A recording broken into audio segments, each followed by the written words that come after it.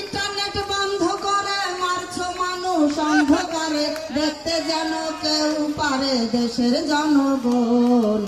কোটায় আন্দোলন থেকে হাসিনার পতন, মিছিলেতে নির্বিচারে চালাও তুমি গুলি। কত মায়ের বুক যে তুমি কইরা দিলে খালি, গুলি করে মারলি যারে আর কি ফিরে পাবো তারে, গুলি করে মারলি যারে আর কি ফিরে পাবো তারে। একটুখানি ভাবলি না রে পুলিশ প্রশাসন, কোটায় আন্দোলন থেকে হাসিনার পতন।